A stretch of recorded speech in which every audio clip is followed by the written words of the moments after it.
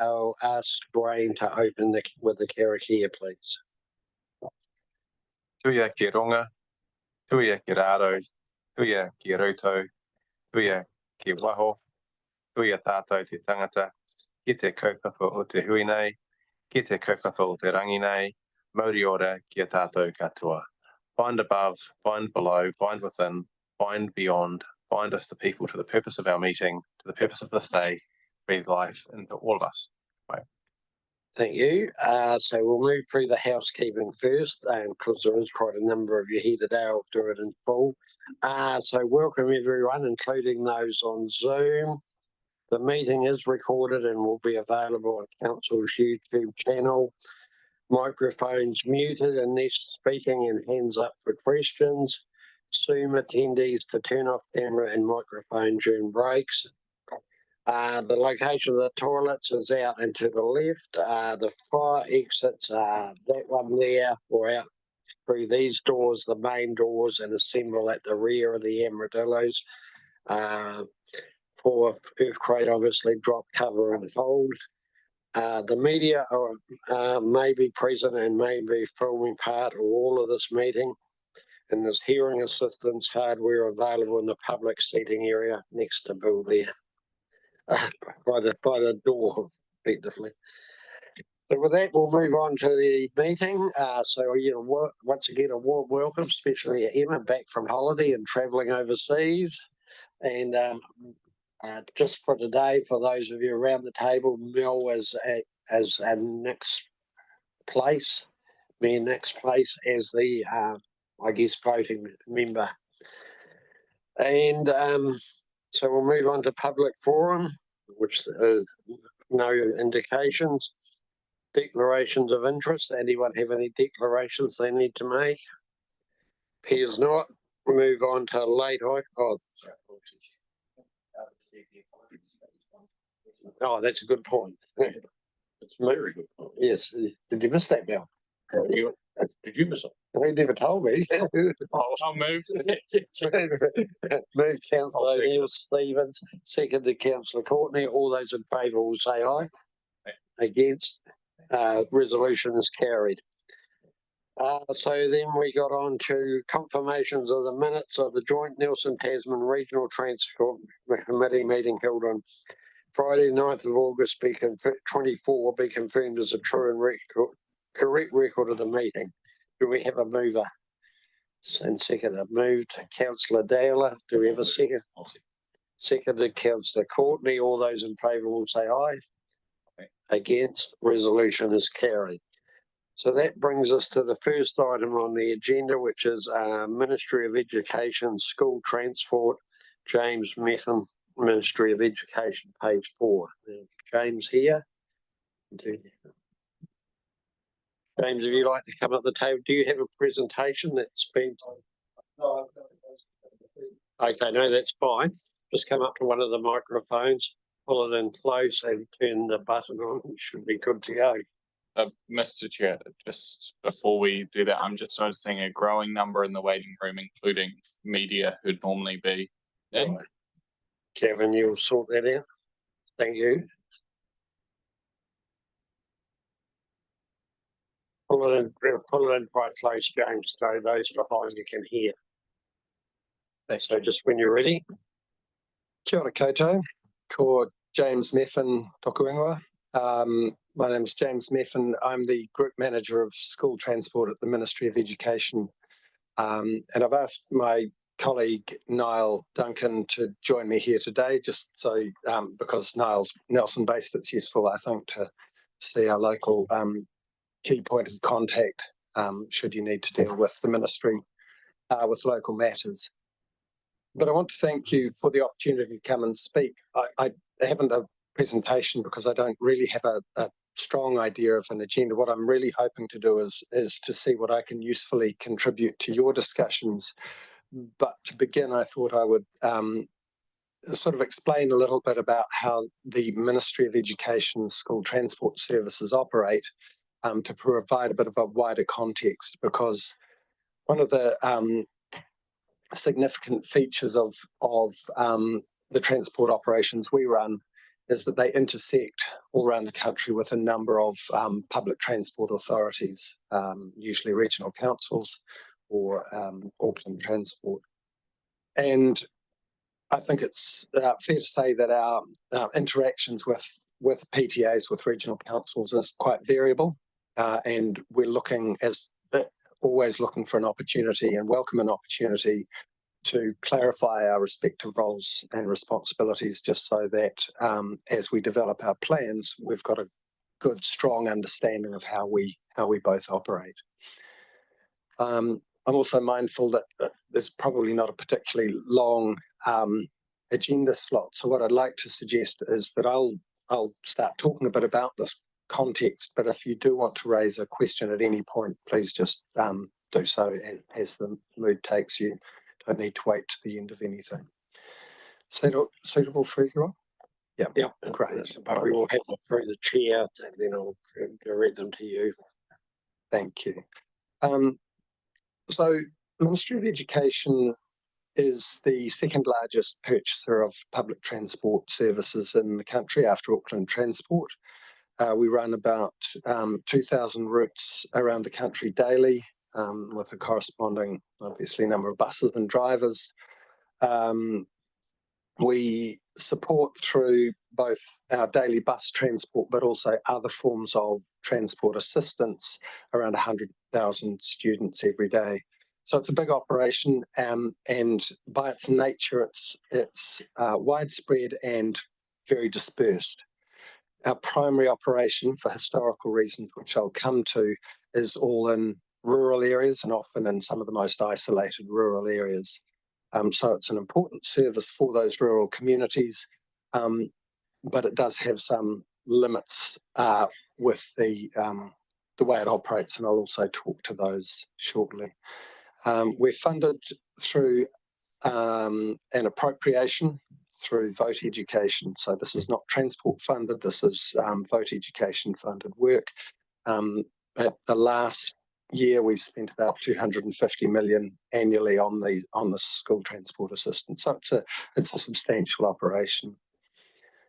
Without wanting to labour the point, we're celebrating a birthday this year. It's 100 years of school buses operating in New Zealand. They first started in 1924. And just as a salutary reference back to how the service originated, this was a time when the government had decided to consolidate the schooling network. The cost of running a lot of very distributed, very small rural schools was proving prohibited, and the government was moving towards more consolidated, larger area schools. And there was a concern at the time that the consolidation would necessarily create greater distances to students and therefore create a barrier to attendance.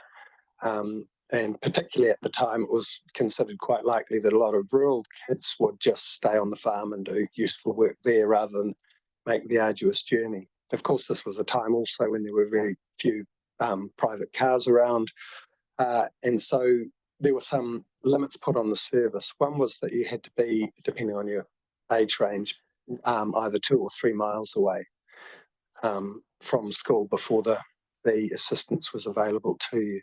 Now, those sorts of things have actually endured with the service across that 100 years. So we now reflect that as 3.2 and 4.8 kilometres, but the impulse is clearly still there. The expectation was that this was a service specifically to deal with those students who were beyond the reach of other opportunities or other alternative services.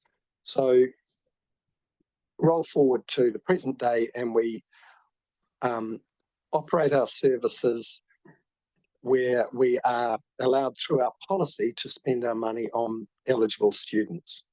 And this is the nature of any appropriation being spent. The rules under the Public Finance Act require us to spend our money in line with policy. And our policy is really an accretion of those kind of guides and limits that have built up over years. So there was no moment where a single standard policy was hatched. Rather, we have a kind of de facto performed in service policy. The three conditions that make students eligible. One, they need to be attending their nearest state or state integrated school. That criterion is in service of supporting the integrity of the school network. We do not provide support for students who want to travel beyond their nearest school to another school of their parents' choosing. We make no assessment of whether that's a good or bad idea. It's just from the point of view of the management of the national school network, it's not seen appropriate for the ministry-funded transport to support that. So that's one criterion. The second are the distance criteria. If you're too close, 3.2 or 4.8 kilometres, then you won't be eligible for a place on one of our services. And finally, and the one most relevant here, if there's a suitable public transport alternative, the ministry won't put on a service. And it's that last one that I want to focus on today. We have other sub-criteria that are to do with viability thresholds. We won't put a service on for fewer than 8 students and things like that, which will be familiar from your own transport planning. But with suitable public transport, the impulse is, or the expectation is, that over time, as population grows, and this was right from the inception, as population grows and typically population also consolidates in urban areas, it was always anticipated that public transport would grow to meet that need, and that the ministry should retreat out of those areas to preserve its ring-fenced fund only for those students who were in the most, for whom distance was the greatest barrier. So far, reasonably straightforward. Now, it's not always straightforward, of course, because although the guidance from Waka Kotahi NZTA states that the Ministry of Education is a transport provider of last resort and that we cannot legally operate where there is a public transport alternative, that conversation, that discussion, that negotiation between us and public transport authorities is not always as straightforward as we would like, because there have become over time some rather perverse incentives that are built into the system. One is quite simply that our appropriation allows us to, or is designed to fully fund eligible students. So students on our services do not pay a fare. So it's wholly subsidised and is all funded through Vote Education. Compare that with public transport, which is funded through a mix of central government funding administered through Waka Kotahi, then the local share administered through your rates take, and finally, commonly a fare box recovery component, and you have a quite a different model. And of course, the experience of public transport planning in public transport authorities is quite different as well. Your development of your RTPTs and RLTPs happen in a consultative environment. Our criteria are stable. They've been in place, as I mentioned, for pretty much a century. And the answer is clear-cut. We're not invited to go out and consult because it's typically the case that whether a community likes it or not, if we can't justify the provision of a service under our eligibility criteria or any other criteria we apply, then that's what we can't spend our money on. I mentioned the obligations under Public Finance Act. So that's our operating environment. When we work with public transport authorities, we do try very hard, and this is part of this kind of outreach, to make sure we stay connected with public transport authorities. I've previously, to my current role as Group Manager of Public Transport with the Ministry, worked for Greater Wellington Regional Council on the wildly successful public transport transformation we did there. I use the term slightly ironically because, of course, it was a very highly contested space, and public transport so often is, right?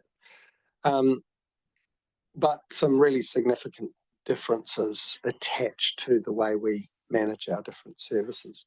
The challenge for us is to make sure that we understand our colleagues in public transport planning and design space in particular, that we understand that your funding cycles do not necessarily allow you to switch a service on or off just like that. Like you, we have our challenges with finding drivers and standing services up sometimes, but fundamentally we have a clearly defined direction of travel, pardon the pun. I mentioned that our relationships are pretty variable. With some councils, we have a pretty clear understanding that if we are planning to review routes in an area, which often leads to a change, and sometimes it can lead to new routes and route extensions, but it can equally lead to route cancellations and route attenuation. So, and as a result of that, we're very frequently in the media as well. There's been quite a lot of interest up in Hawke's Bay at the moment, some of you might have noticed. So when we are going in to undertake our reviews, we typically reach out to PTA colleagues, let them know that we're going to do this. First important courtesy, I think. The second thing we look to do is that when we go into a review, we don't know what will come out because our route design and redesign depends on the current location of eligible students. So we use a GIS mapping system, we locate our students, and of course, would you believe it, students come and go from areas. So what was a fit for purpose route 1 week is not fit for purpose the following year. Families move out of valleys or side routes, the numbers change and the positions change. And so we are typically modifying our routes so they're optimized for those eligible students.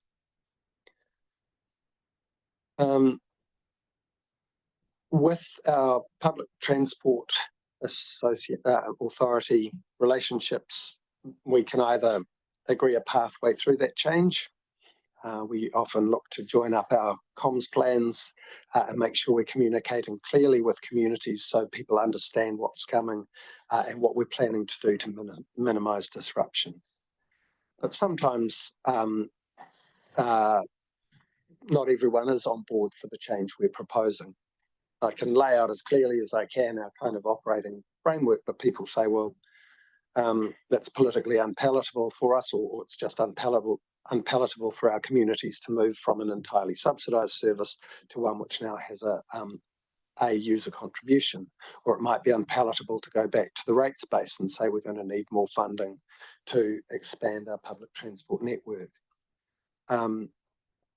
Ideally, we reach some sort of agreement and we hatch a plan for us to modify our routes so that they meet the requirements that are established for us, and we do so in a way that allows the PTA to stand up replacement capacity where needed. Sometimes that doesn't happen, and sometimes we say, okay, well, you know, we've made our best efforts, but we have to move out of an area. And we go ahead and do that, and that's typically where we get a lot of community angst, which we really want to avoid at all costs. I think you can tell I've got a bit of a failing voice. I've had a cold for a couple of days, and it's making speech a bit hard. Is there anything any of you would like to raise at this point or ask? Yes, for you, Chair. Yeah, thank you, James, for that. Very interesting. No doubt that's raised quite a lot of questions around the table. So I will start, invite others who have already indicated or going to. So I guess the first thing that crosses our mind, you've talked about there's been some media attention to Hawke's Bay, and now you're here presenting to us. Are you about to start reviewing here, or are you in the process of where does this area sit now in your sort of? Just occurred to me while I was saying that this might look like a portent of doom.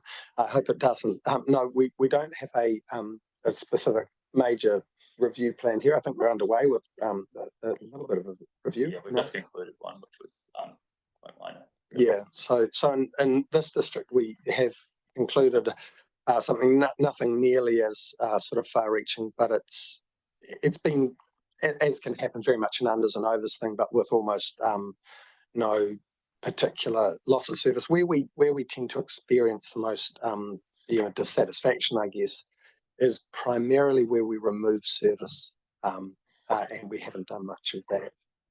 And how often do you do these reviews? Like, have you just completed one where you go another 3, 5 years, or? No, we're not on a cycle like that. It's our business as usual reviewing routes. So once we've done an area, though, we won't need to come back to it, and I need to distribute a fairly thin spread of regional resources across a very wide region. But we don't have a specific time frame. The goal is to identify, firstly, according to need, and then we might use time as another parameter. So if we know that there have been significant changes to the schooling network, we know that there's an urgent need for a review, because where new schools come in, we map zones around them. We call them transport eligibility zones. And obviously, if those zones change, then so does the eligibility, and we need to go back. And so areas that have a lot of change in the school network, Queenstown's a classic example. There are a lot of new schools. We do it. Otherwise, once we've gone through all the other things, schools can ask us to initiate a review, or other feedback can indicate that we have a problem. After that, our final sort of thing is, well, it's been 3 years since we last looked there, we should have a look. But it's not really a time-based thing. Thank you. I'll come to Councillor Courtney next. I've got some more, but we'll come back. I'll share it around a little bit. Thank you, Mr. Chair, and welcome, James, and thank you very much for your presentation. I know it'll be appreciated by all members of this committee. What degree of community input do you seek prior to a review or during a review? The short answer is we're not subject to requirements around public consultation, and because the criteria are fixed and clear, and the application of them is expected to be consistent and uniform, we can't really conceive of much benefit in creating a community expectation that whether they like the outcome of the review is going to modify what we do. We quite often, or actually pretty much every day, there will be someone appealing for special circumstances. We always take that on board and we look at it seriously. But as you would find in administering a large district, people's view of their exceptionalism is often overstated, shall I say. So we very seldom find situations, and really all we're looking to do is say, have we misapplied our policy? Not would it be, judicial to go a bit softer here or do something different. But the one area that I feel confident that within my statutory obligations I can apply some discretionary latitude is when we have an agreement with the Public Transport Authority. If someone says, look, our planning's, we understand what you need to do, we understand that we need to pick up and provide additional capacity, but our planning cycle will not let us stand that new route up for, or new set of routes up for a couple of years until we can secure funding, then we will typically, by agreement, maintain our services once we've secured an agreement that we know how we're going to bring things back within policy. So that's Thank you very much, James. I'll just sneak in another little one on the tail of that, if I can. You did mention you'd had dialogue with schools. So, that to me is community consultation in a way. So what? Well, when we go to schools, we draw our data from our national database about student numbers and locations. As anyone knows, with the database, it's always quite good to go and test the real human beings on the ground with whether your data is accurate. So mostly what we're checking there is the accuracy of our data. The one other thing we might do, again, something that may allow or encourage a little bit of careful management, is if, so I mentioned that one of our criteria is that we'll cancel a route if it has fewer than 8 students because the cost per student becomes prohibitive. If a student can show us evidence that they're, maybe we're in term 3 in 1 year and we say, well, you know, we're going to give you a term's notice to cancel, they say, but we're going to get another 3 students enrolling next year. And if they show us evidence that they are indeed getting that, then again, we won't cancel that service, only to reinstate it the following year. So that's the nature of that consultation. Just to be clear also, we don't have a mechanism for reaching out to individual caregivers and students. So we always rely on our schools to pass on the outcomes of our reviews to their parents and caregivers. I'll pass. Thank you. Councillor Hobson.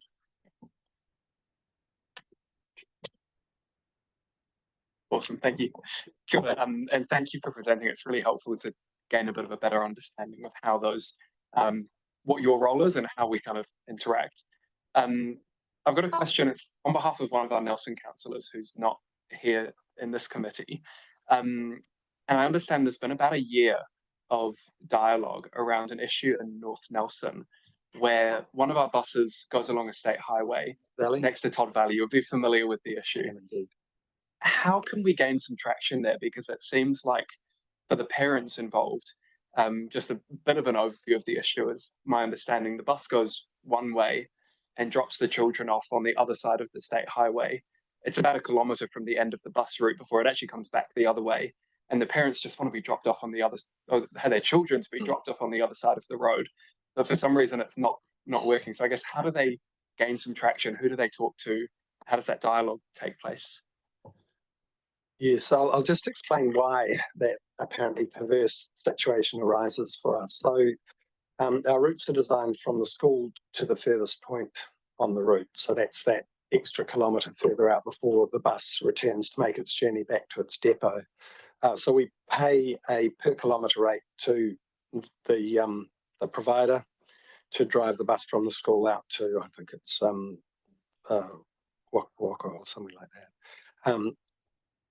If we were to say, can you carry the students back that extra leg, they would go, absolutely, we can. That will be another, 3 kilometres. Now, that, or 2 or whatever it is, that may be a small bear in that individual case, but what I have with 2,000 routes is as soon as I entertain an exception for one route, I can anticipate, and I've seen it where in the past there has been some flexibility allowed. Everyone reasonably says, why can that same discretion not be applied in my case? So the short answer is we are preserving our rules in a pretty fixed way, because as soon as we vary them, we get an absolute slew of people querying why we can't vary it in many, many other cases. That, in my world, would be considered making policy by stealth. That is, I've made my own determination that here's a case where we can just use a bit more government money to run a bit further, because it would be advantageous. I don't disagree, by the way, that it absolutely would be more convenient and presumably better for all the users if we did that. But my reasons stand about the integrity of the system. So what I try and do is, people often say, well, your system just is manifestly unfair, and they point to the individual case. My response is largely that there are 2 ways that you can look at fairness in the system. One is the individual experience, but for me, it's a system level fairness. If I'm not being consistent, then everyone can very reasonably feel aggrieved that I'm not extending that same latitude to them somewhere else. There is a possibility that one thing we do allow, so we say that we'll pay for the students as far as the end of the route. If the supplier is in agreement, they can agree to carry the students the extra distance back. That's what we call a parent paid extension. So they agree the extension. At that point, the bus is off our clock and on the parents. Now, in some cases, we even have suppliers that go, what the heck, I'm travelling back into town, it's no skin off my nose, and they supply it for free. Others say, no, I'll take a fare for that, and it'll be $1 a student, and parents work out whether they want that, that degree of service. It is also the case that just as we are ring-fenced to spend our money on eligible students. So we can't advocate on behalf of things that fall outside of our eligibility criteria. We can't go to the supplier and go, well, why don't you do that? We think you should do that. That will be good for everyone involved. If our suppliers, for their various reasons, elect not to carry students outside of what we've defined, then we can't lean on them to do that. Thank you. Anything? I think, yeah, one follow-up question, if that's okay. Okay, That I think was really. really, Oh, sure. Okay. Of course, apologies.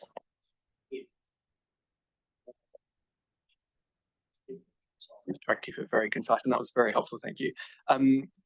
We spend a huge amount of money on road safety in the region, and I suppose there's the NZTA, Waka Kotahi side, and our policy making here. In terms of safety from a procurement position of Ministry of Education, what sort of a lens does that take when you're looking at planning these public transport routes? We take a safe system approach, and what matters, particularly from my point of view with the safe system, is not only that we design our part of the system in ways that are safe. So we use our main area of risk is the pick-up drop-off point, the bus stop. And so we use Waka Kotahi's safe sighting guidelines and make sure that every bus stop adheres to that. So that's our kind of localized safety.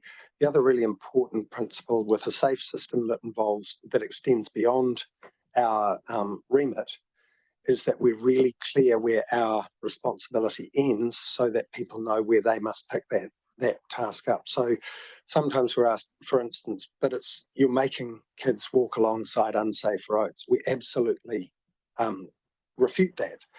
If a road is unsafe to walk on, we know that parents who are the ones who are primarily concerned with the safety of their children will make sure that they give them safe passage. If that means even driving a few hundred metres up the road to drop their children at a pickup drop-off, then that's it. But there's no way we could, on the 20-odd thousand pickup drop-off points, also look to assure safety from the pickup drop-off to individual student homes. It would be a practically impossible task to administer. So importantly for me, I'm very clear where our ability to assure safety ends, so that parents know it's now with you and you must make that call. If I give a sense that I somehow look after that, then I would be doing people a really serious disservice.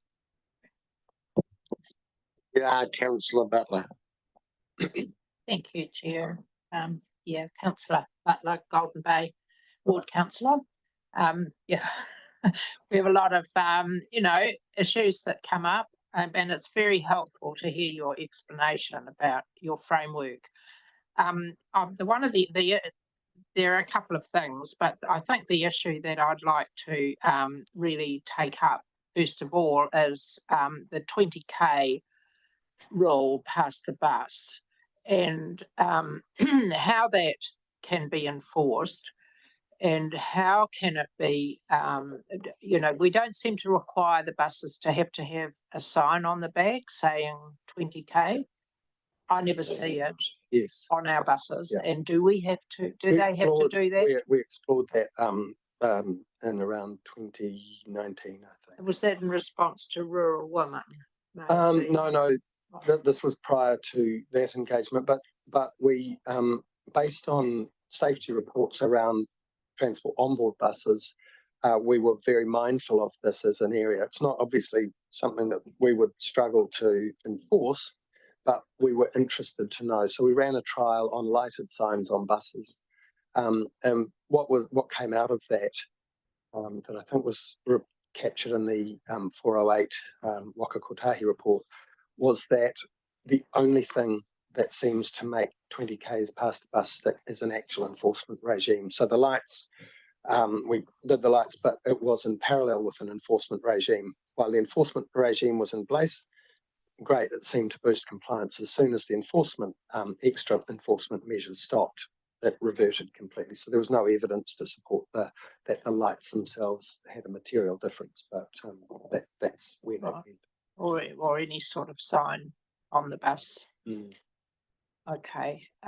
So do you have any, ability to influence enforcement if you find that, you've got particular areas where your drivers are saying that, there are speeding drivers and could there please be some enforcement? Are you able to actually make that connection and request that? We make the connection, absolutely. So there are a couple of things. One is that we're encouraging a culture of full reporting, incident reporting, including near misses from our bus companies. So that comes from the drivers. So if they see something, they'll report it through.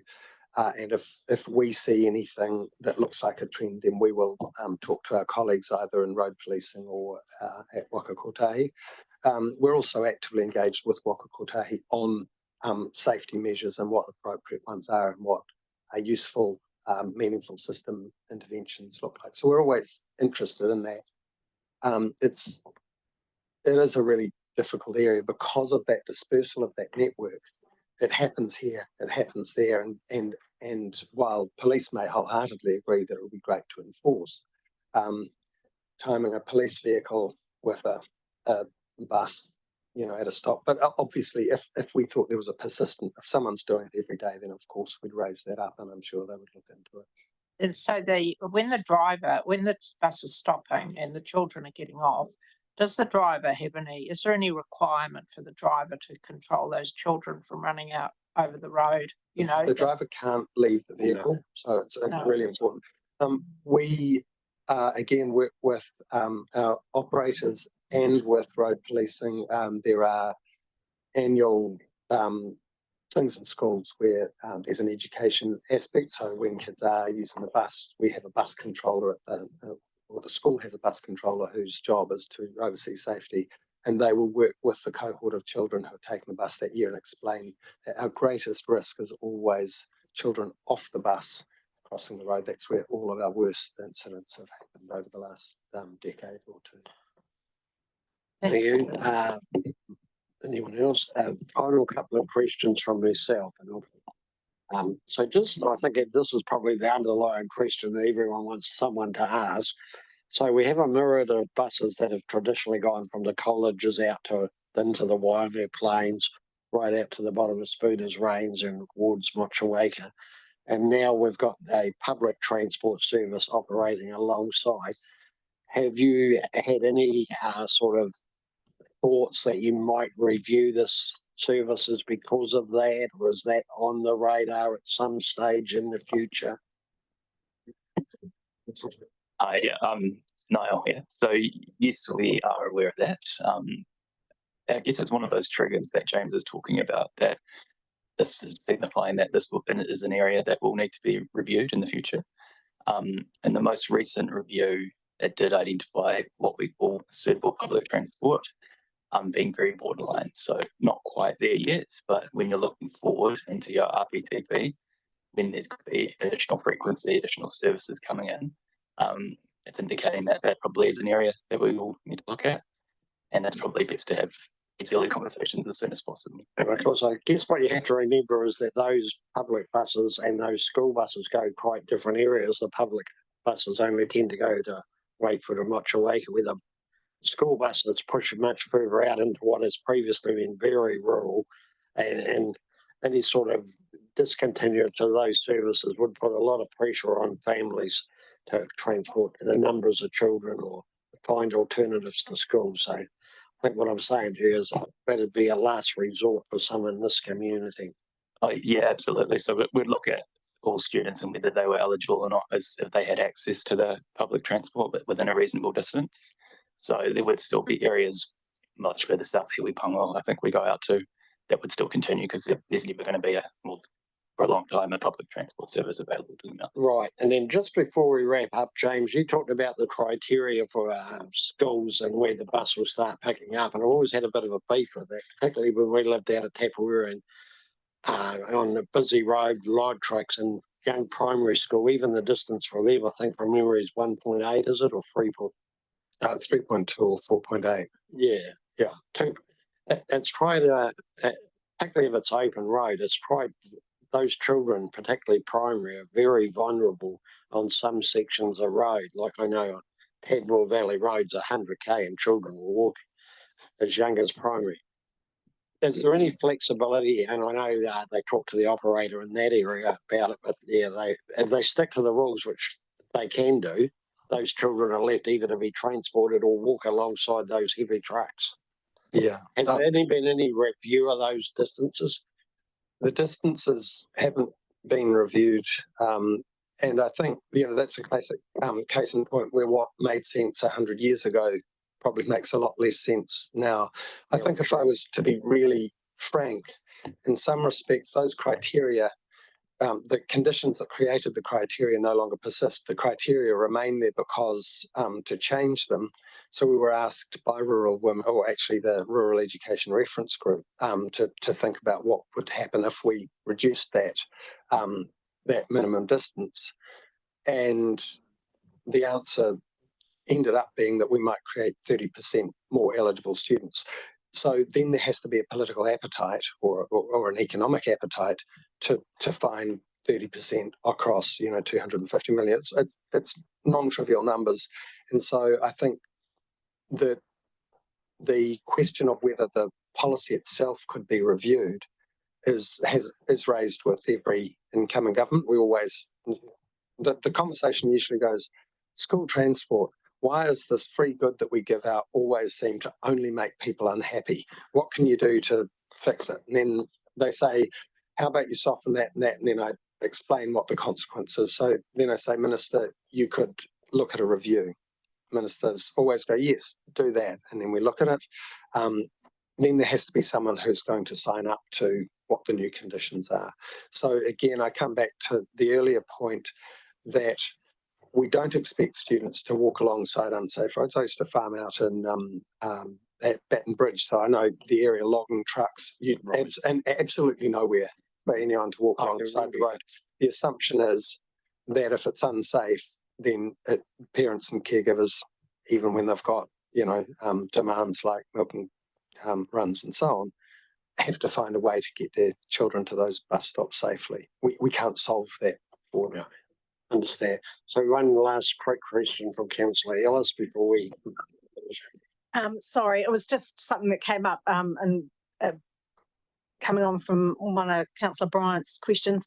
When you're doing that consideration, when there is public transport, is there consideration given the timing? So for example, if we were having a bus that was heading out to Nelson North, but it didn't leave until 5 o'clock, is there consideration around yes, we have providing a service so that children aren't waiting for 2 hours? I'll use the term suitable public transport, and I think he even waved his fingers to suggest that the question of suitability was probably a bit of a moot one. But we do have, there's an earliest pickup time that would make it, outside of which it would be unsuitable. I think it's 7:30 a.m. 7 a.m. And there's a drop-off time. So as you can see, the parameters are very broad. We're not looking to, and the other thing that comes up, of course, is that people say, well, that you may say that service is suitable, but there's not enough capacity on it. And we fully acknowledge no PTA is going to put on capacity ahead of demand. That's why we join up and we say, expect this demand to land in your lap. Sorry, we say. Excellent. So thank you very much, James and Nigel, for the presentation, that your comments and answering all the questions very fully. We really appreciate that. And yeah, so hopefully you've done your review and we won't see you again for a little while. That's so you can. That's the general vibe we get from people. Yeah. But I think that the secret for us is actually regular communication. Niall or Jem Pupich, who's in our regional office, will stay in touch. I think officers meet every 2 months and maintain a good working relationship. And that is the secret to this working well. We can't change the operating parameters, but we can make sure we minimise disruption to our users. Excellent. Really wonderful. Thank you for your time. So, yeah, thank you. Councillors, we'll move on to the next item, which is the new NZTA update. And Emma, you've got a PowerPoint and some words, so Gavin's bringing it around to you. Awesome. Thank you. Kia ora tātou. So into the update. As you'll be aware from the government's policy statement, the priority has been to focus on the roads of national significance, and so a number of decisions have started to take place on those, and this provides an update from across the country. So decision in relation to the Wellington RONs, geotechnical work started on our Walk with Tahana one, and the board's just approved the funding for Belfast to Pegasus. So things are starting to move in that, and I'll have an update on Hope a little later as well. Another key step forward is the setting of speed limits under the Land Transport Rule 2024. That new rule is now in force, and the guidance is on our website in terms of how that must be implemented, and there are some key deadlines identified on this slide. This, I think, is updated since the one that was in your pack. For example, so we expect early next year that we will identify all of our roads that are in scope and the process that we'll take for the different corridors. And then we'll go through that process and keep you updated and involved in that process. So, but that is, we're required to do that in accordance with the rule and specifically the transition requirements.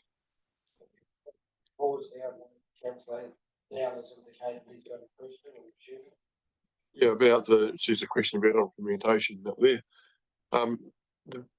The variable speed limits outside the schools by 2026. So it's a contentious thing in this room here at the moment that we've done all the talk with the people out there in the schools and everything. They've all told us what they want. So I know that Mr. Brown has said that we've got to go through the whole process again. When I read that, 1st of July, variable speed limits by school gates implemented, can we shortcut that because we've already done this stuff? Or is Mr. Brown saying that we've got to go out and spend 20 or 30 grand again probably and get the same answer? So the variable speed limits are, they don't have to be consulted on. That's a requirement under the rule. Okay, so we just the school, there's a separate process for school speed limits outside the school gate. And so there are some quite technical things in terms of definitions of which sections of road apply and for how many metres and so on. But the 1 July 2026 is for the variable speed limits outside schools is a requirement. So it's not open to consultation. It simply requires compliance. Okay, so the main reason I'm asking is we've one school in particular in the area in Ngātamariki, got a 100k road, and all of a sudden we're going to have a 30k variable speed limit for probably a kilometre. And what we were trying to implement through the speed limit rule was 100 down to 60, then down to 30, so that people actually started slowing down instead of just coming around, and because most of them just keep flying past at 100, you can guarantee it. And to get an enforcement officer out there to do his job for the people that are going to be coming up from outside the district. So that was why I was just going to ask, because we consulted on the 60 and the 30 and everybody was in agreement, but I think we're stuck with only the 30 bit. We can't do the 60 bit. That's correct. You'd have to reconsult for the other section. Just want you to clarify that then. Councillor Courtney. Thank you. Just following on there from questions. Emma, so councils can move on this whenever they like. Yeah. Yes. Yeah. Just when the funds are available, so long as it's before 2026. Yes. And there's been an updated NLTF bulletin that sets out the process for applying for funding. Fine. Thank you. Emma, so I've got, Councillor, were you indicated, Councillor Butt? Yeah, no, fine. I wasn't sure if you were just holding. Oh, no, I was just thinking about, sorry. Look, I'm a bit confused here. So there is the issue of the highways actually being reversed. And I thought that's what this was about the highways, not our own roads. Or I think it's both actually, isn't it? Is it both? Yeah. Because I've got Well, so the specific, the transitional requirements apply to urban connectors and interregional connectors and to sections of roads that were dropped because they were in the region of a school, not outside a school. So those are the three specific reversal areas covered under the section 11. So the state highways are the urban connectors and interregional connectors.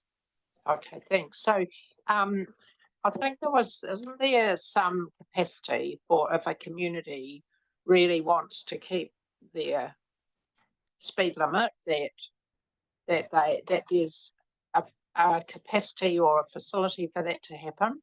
Is that right? Some kind of consultation, or is that a possibility? So it depends on the classification of the road. So there are some types of road that are automatically reversed with no potential for consultation. So we're talking state highways here. And there are other categories of road for which NZTA Waka Kotahi as a road controlling authority can choose to consult on to determine whether there is support for retaining a lower speed limit. right. I think so those decisions will be made by our board and communicated publicly early next year. So, Emma, I did email you some questions, and Celia has asked a couple of them. And just to the third one, just in relation to if speeds are increased, what will NZTA do to mitigate any additional use to road users? So, will you have a plan to make them safer, or is they only going to be put up if they're safe to do so, or how's that? So if you can, the rule simply applies to the category of road. Right. So we will apply it according to the rule. If we have many sections of road where we have a speed limit, but there are parts of that road that you can't travel at that speed, and we use advisory signs in those situations, such as over the Pongamoas. So those safety tools will be used where appropriate, but the rule simply sets the requirements that we must meet. So I guess we've got State Highway 6, Nelson to Blenheim, State Highway 6, Hope to Wakefield, and State Highway 60 in part. They'll all be the main roads that you'll be reviewing. But 60 is not captured. 60 is not? No, it's prior to the date. Yeah. So just the other two, there'll be a decision made, and then some, as you said to Celia, no real consultation, just work through the process. Yeah, so if we, for example, chose to consult on some of those sections, then we have to meet, there's a consultation requirement set out in section 3.8 of the rule that specifies particular groups that we need to make every effort to engage in, which is the road users, including the freight industry, local communities, businesses located on the road, schools located on the road, and road controlling authorities responsible for the adjoining roads.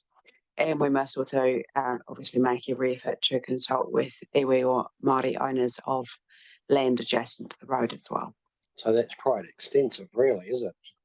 I think Correct. Fair bit covers a fair area. And there's a 6-week consultation period set out in the rule. Right. But obviously it would depend on whether you decide to lift them, I guess, for the one is the word, and then you go through that process. Will more detail come out about that next year? It will. Yeah. Anything further on that? No. That you wanted to add, Emma? James? Councillor Hudson, sorry. I think you might have just answered my question. It was just going to be what will be the trigger for that clause where the speed limits might be retained if there is, if we're satisfied there is public acceptance for the existing speed limit. What's the trigger for you knowing whether or not there is public acceptance versus not consulting and just going ahead with the change, assuming that the road is an interregional connector and that clause is relevant? That's board decision. How does the board become aware of whether or not there's public acceptance for the speed limit? So we officers will provide them with advice based on community sentiment and feedback that we've had during previous consultation and subsequent to changes in speeds. Thank you. Thanks. Any further questions on speed limits? Okay, if you carry on here. Thank you. So another part of our safe system is enforcement, and there's probably actually, I'll touch on two things here. So firstly, the safety cameras. So we are taking over all of the safety camera network, and we've started that. And one of the real benefits that we see is when we've put safety cameras in, you can see there in the table that compliance lifts in one case from 34% to 93%. So they do work, and so that is something, particularly on the high risk roads that we identify for safety cameras, that we can see genuine benefits in getting those mean speeds down, and when we get a 1% drop in our mean speeds, we're getting a 3 to 4% drop in the traumatic crashes that we're seeing on the network. So that's a really good thing for us to be doing. We don't have, obviously, an endless supply of safety cameras, so we do have to work through quite carefully on how we can deploy those over time, and we will keep working on that and talking to local communities as we do that. Okay, I think Councillor Ellis has got a question for that slide. Oh, thank you. Just a couple of things, Stu. Emma, I'm just wondering about how the process for deciding where those cameras will go, and I see that they're working with partners on prioritising locations. Is it generally looking at high speed locations, high crash rate locations, and what is the potential if you're getting good compliance over time for those cameras to move, and the process around that? And then I've got another question regarding is on top of the discussion about the 20 kilometres on schools, is there any look to seeing if there is potential for having some sort of camera system on school buses to monitor those kinds of speeds? Has there been any thought about that area? So on the first point, generally what we look for is identifying areas where we have high crash data, and where speed's a factor in those crashes, that obviously makes them good candidates for the cameras. And we do look at a range of things, including do we have compliance generally, because we may have some sections of road where we have some fairly significant crashes, but actually the mean speeds are lower than the posted speed limit. So you have to weigh up, is that then going to be effective to have a camera on that site? So all of those things taken into account, and yes, we can change those mobile sites. We can change the fixed sites and obviously mobile sites in response to what we're seeing happening on the network and the data. So that's a really important thing, is to really understand what's happening with people's choices and where we're getting high risk driving behaviours. The question on school buses, I'm not aware of anything in particular on that. Thank you. Move on to the next slide, Eva. Sure. Just the other thing I want to note is that we have recently run Better Together, which is a combined activity with our police colleagues here and with your councils, and we've had great support from council officers here, and great work from police targeting all of the high risk behaviours, and really fantastic. We've seen a big uplift in the roadside breath testing, also in detection of distracted drivers, seatbelts, and speeding as well. And we now have much more detailed reporting and monitoring of enforcement, and I can assure you there is a lot more enforcement happening in this district, and we are very grateful to our colleagues at New Zealand Police for the work that they're doing. Thank you. Was that just that? I was actually just going to check something. I forgot another part of my question was, are those cameras going to be monitoring for things like seatbelts? Do they have that capability, seatbelts? Not at this stage. But that's an intention? We have run trials on that. And so that is something we're certainly interested in having a legislative base for doing in the future. So they did the trials in Auckland, and we've got data on our website about that. Thank you. This is a little plug for the NZTA app. So this is what we are developing as a really good way to keep track of the your car registration and what expiry, road user charges, and then have links through to what purchasing more rucks and so on. And you can also keep track of your driver's license as well. So just encourage everyone, if you haven't already gone and logged on and registered, it's a really good way to keep all those tools right there with you. So, and they're just we're getting updates coming through all the time, so that in response to feedback, things like reminders when things are getting close to expiry and so on can all be connected into the system. Very good. Now another acronym that we use, REG, is the Road Efficiency Group, Te Ringa Mai. Now this is a partnership between us and local government, and we through this we have actually a massive resource of reporting on how each road controlling authority is doing across a whole range of its activities, and you can search online, pull up the annual reports and get dashboards of how each road controlling authority is doing. So under the current GPS, we've had expectations that REG will do some more things in that and bring more information through the performance reporting. And so we have new measures coming in around efficiency, effectiveness and value for money, and road maintenance delivery and temporary traffic management reporting.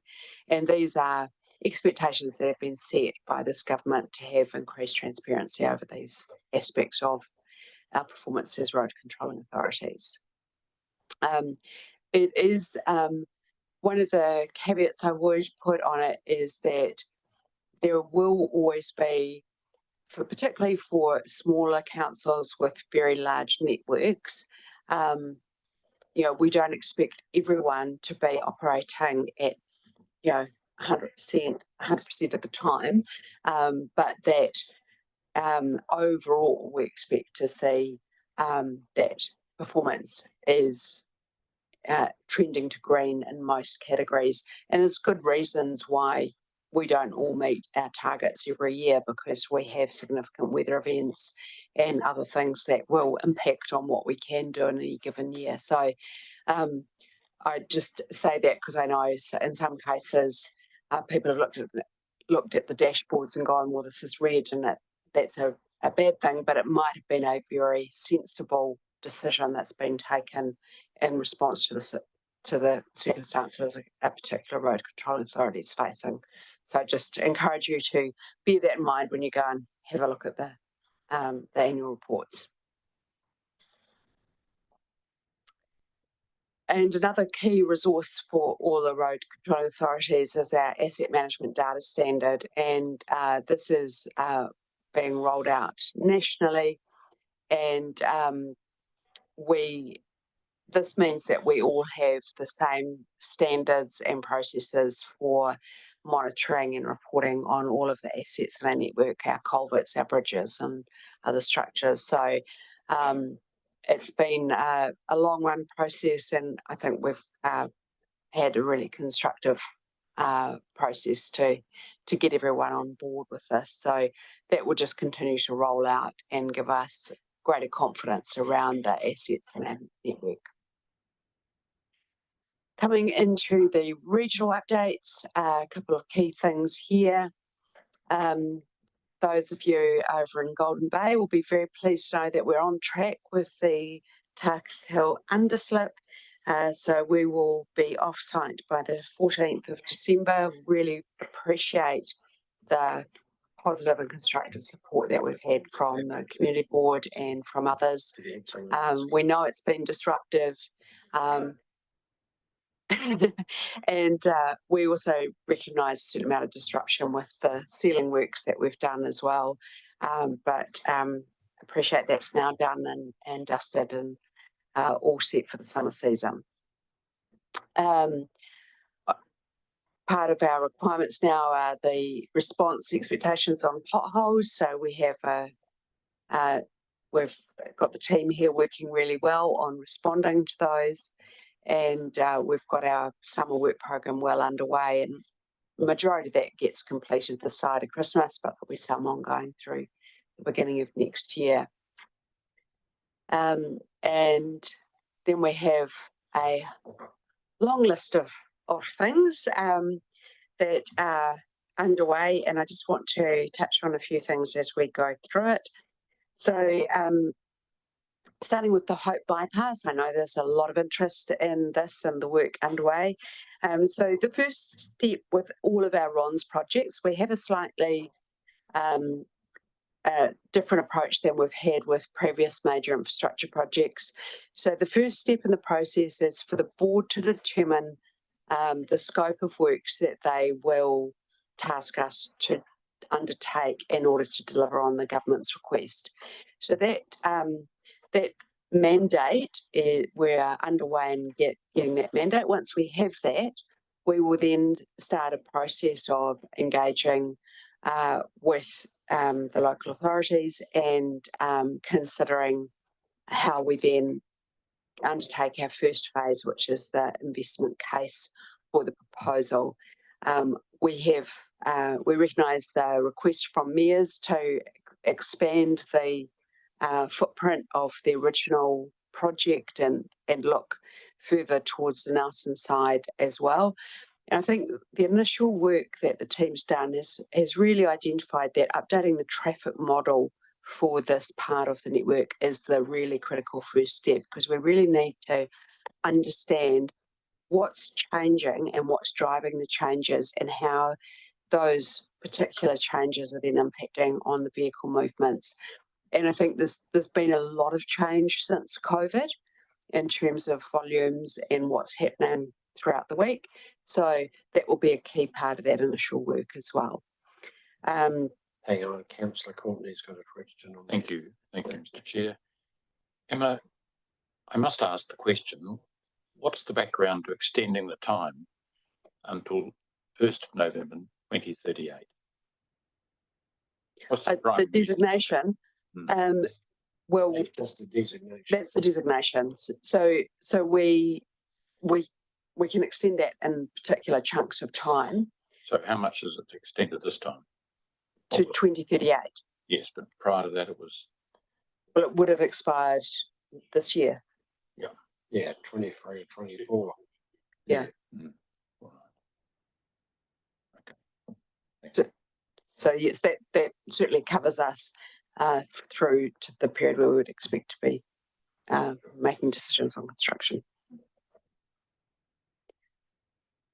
So certainly as soon as we have more on that, we will let you know, and we will work with you on how we can update not only the RTC but the wider councils in the region. Trotting down through the rest, we have obviously quite a program of work, not all of which is actually in this region, but obviously affects people travelling to the region. So we have the wash, which is due to be completed before Christmas. We may still have a traffic speed restriction there if we haven't managed to get the guardrail in, but that will, as soon as we can get guardrail, that will go back to the normal speed. Next week, we expect to complete the Rye Saddle underslip work that we've been doing. We've got Kawatiri to Owen River erosion protection, where we will be putting riprap in during late January. We don't expect to see any travel disruption there because it's off the road. State Highway 63, we've got some rockfall work there. We're doing assessments and looking at options like rock scaling and potentially mesh in some areas. So expect that work to be in February, and we'll have some stop go there. Similarly, on 65 at Higgins, we'll have a similar range of options being looked at, which would require some stop go when they're working on the hill. Birds Hill, now I've got some additional information on this one. We've got funding approved, and we're now onto the design work. Now, I know there's a lot of interest in the hump, and so the hump will remain under the work being done because it's actually, it will stabilise the toe of that slip. So I know people feel, you know, they worry about it, but so that will stabilise the slip, the toe of the slip, and the work that will be done will put horizontal drains in to remove the water from the site, which is creating the pressure that keeps moving that hillside. And there'll be some additional work to reshape the road back into a more comfortable alignment. Dello's Bluff. So the main rock protection work is all on track, and then in early next year we'll be taking those containers away and reinstating the speed limit. We also have the additional overslip, which we call the slurry site at one end, and that's emergency works that are ongoing there, and that will, obviously the material's been removed, and we'll be doing a full repair after the summer season. Thank you. So just a question from yourself. Quite a number of these obviously in the Kawatiri Murchison area, and they've all got crowd resilience funding, which has enabled you to do quite a lot of extra work, I thought. What percentage of that funding's coming from the Crown compared to normal? It's a specific fund, so they're funding 100% of those. They're funding at 100%, so without that we wouldn't have got these jobs done, or unlocked. We may have got some of them through, but yeah, this has been a really valuable additional investment that so that's real value to the community, being able to do that, particularly in that Kawatiri where sometimes there's outages for one reason or another on 65 or 63. Like Higgins' rockfall, that's been an issue for the last 30 years. So to get that sorted is really good.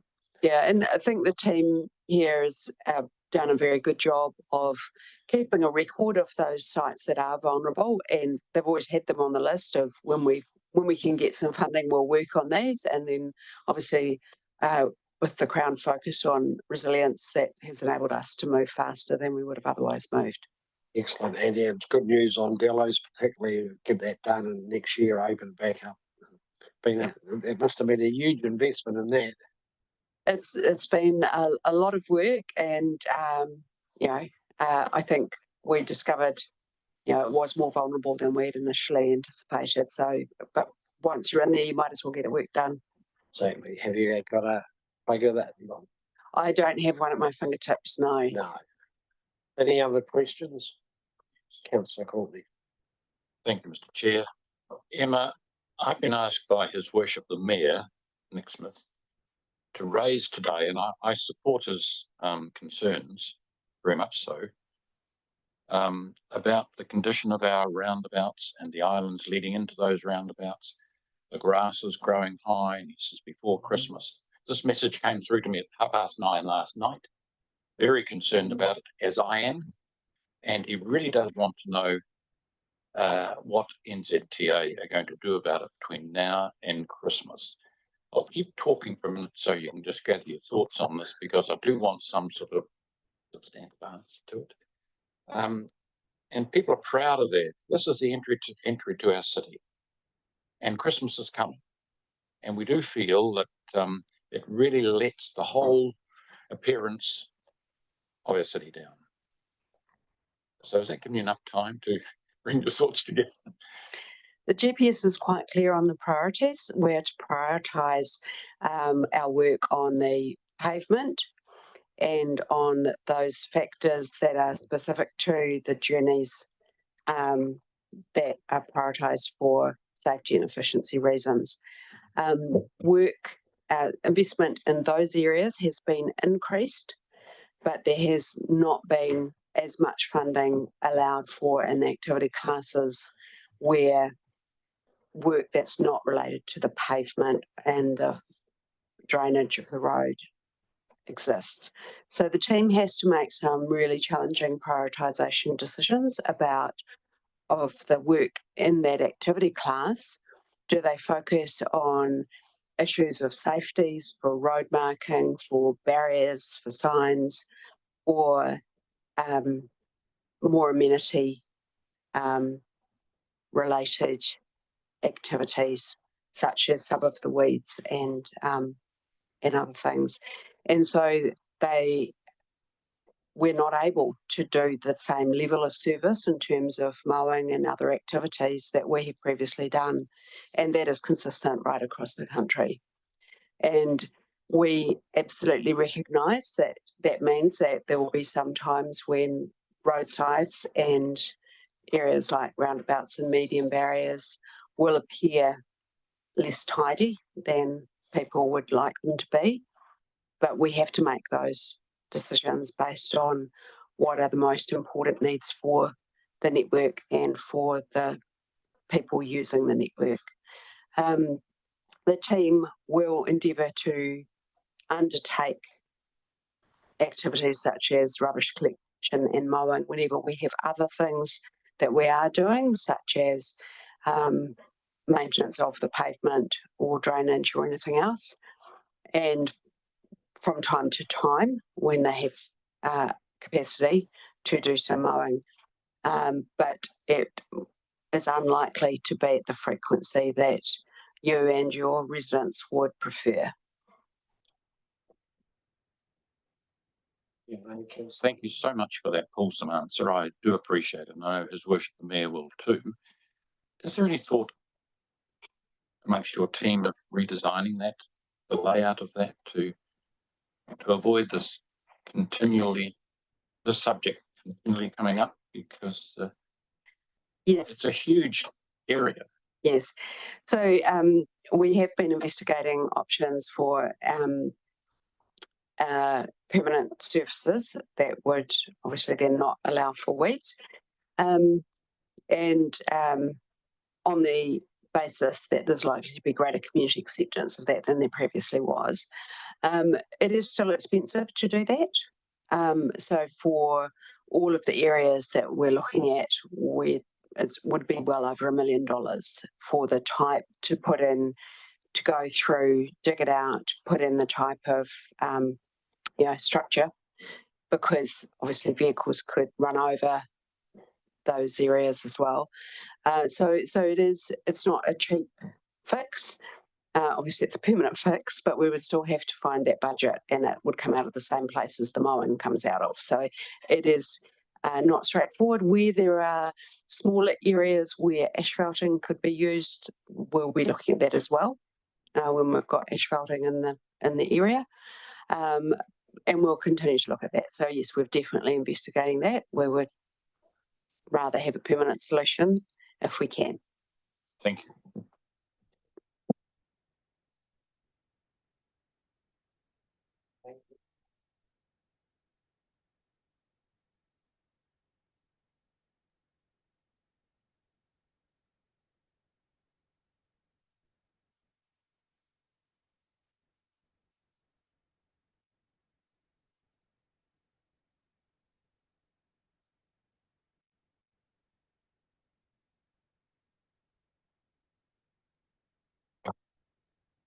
Thank you, Stuart. A bit closer. Thank you. We'll assume the report is taken as read, but I've just got a few notes. So this report provides a commentary on the monitoring indicator framework, which is in the Regional Land Transport Plan for 2021 plan. And in the highlights for the report is that it shows that Nelson Tasman are meeting their public transport targets with the introduction of the new bus services. So the proportion of people living within 500 metres of a bus stop has increased from 32% in the last year of the N-bus service to 37% in the first year of e-bus. And the patronage numbers on the e-bus service have continued to climb since June from 71,000 to over 78,000 on October. Also worth noting is the section on the deaths and serious injuries. So the number of deaths and serious injuries in the area have slightly increased on our local roads. However, the numbers of deaths and serious injury crashes have are less than their peak in 2017. But the numbers of deaths on our state highways has decreased.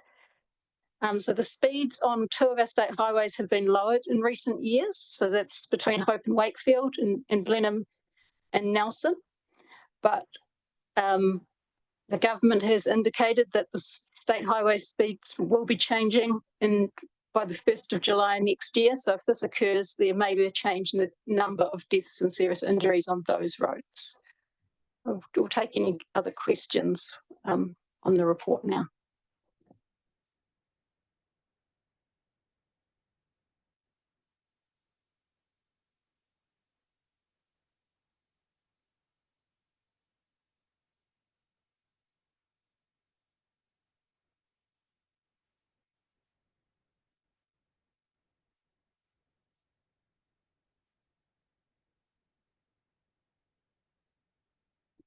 Some of those deaths, unfortunately. So in this report, we didn't break it down, but I understand Mike Van Enter had his report on road safety. I think it was in October, which gave a breakdown for Tasman of the types of crashes we had in the area. So I could share that if that would be useful. I'm not sure. Yeah, well, possibly. I'm not sure. Emma, did you have something? Certainly the CAS data will exclude medical events and other matters that are not that are not categorised under the normal road deaths and serious injuries classification. So there is a process that removes some of those numbers. So the numbers that are reported here will be the CAS data. Right. Which is why it lags by several months. Okay. Thank you. Councillor Courtney. Thank you, Mr. Chair. Thank you, Jane, for your report. Jane, I'm fascinated by the patronage of the e-buses, and I'm delighted with your figures that you've provided us with, but I'd very much like to know, and whether you can provide it at some stage in the future, when the 12 and under passengers or patrons, when that was taken away, was that was free, wasn't it, up to 12 years old? And then it was half price 18 and up to 18 years old, is that correct? So it was free for the 11 and unders, and then if 12 to the 25, they were half price. So that would have been a mix of, so those up to 18 had half price children's fares, and those between 18 and 25 were half price adult fares. Yeah. Jane, are you still monitoring those figures? Because I'd love to know about the 11 years and below, whether those have dropped off significantly. And the same for the 80. So I'll answer that one.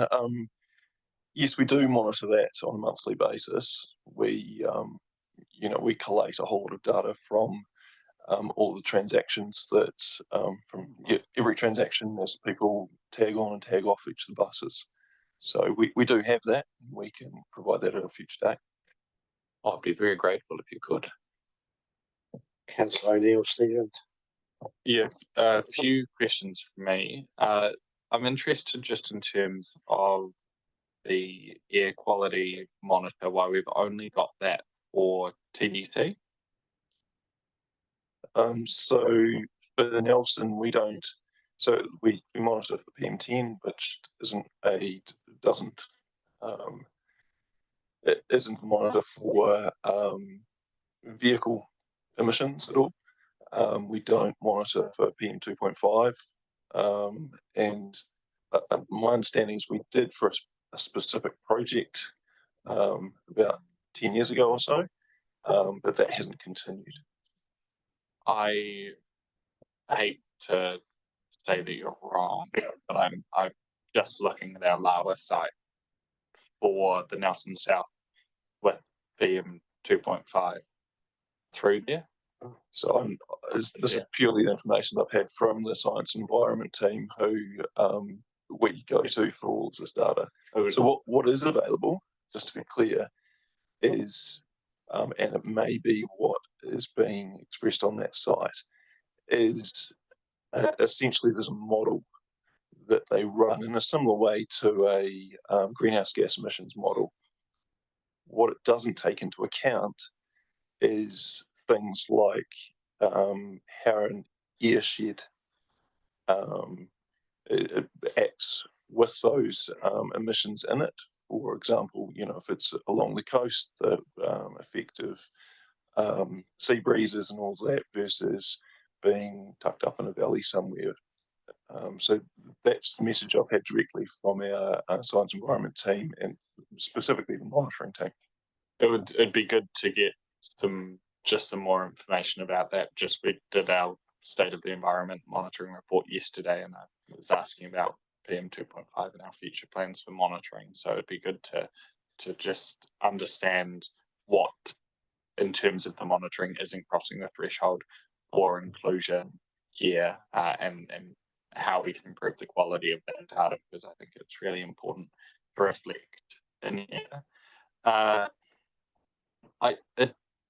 I know I can't find it immediately. I know it's roughly spoken about, but the definition of a high quality, is it high quality, the words that we use, cycleway, our new measure,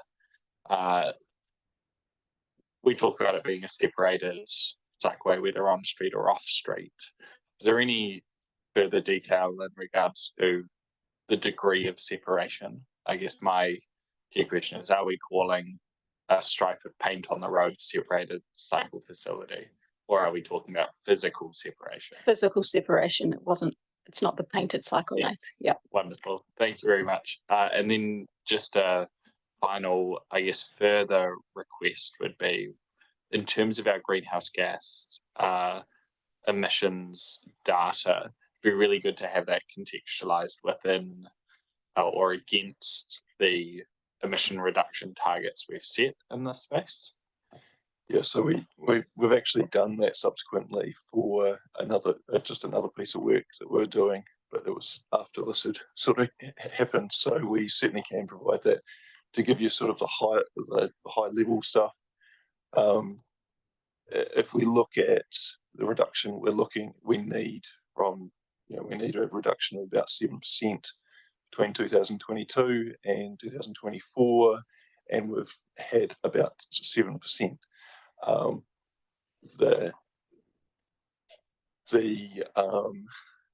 suppose we just need to be a little bit careful in that there's an annual variability in that, depending on, there's so many things that influence that are way out of our control. So while yes, we have a good news story this year, and our monitoring report next year will just have to again reflect the actual data.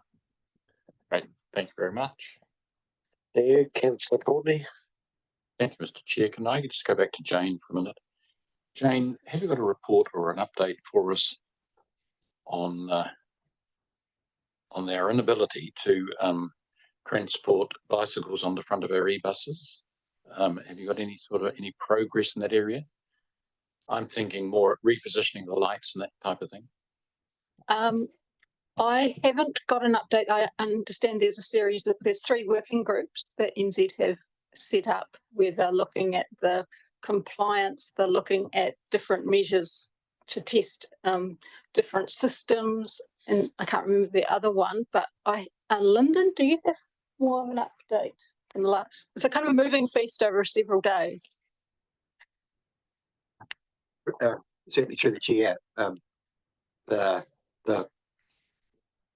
update from Jane has pretty much covered it. So there is a working group now in place looking at the technical aspects that involves bus operators, NZTA and public transport authorities.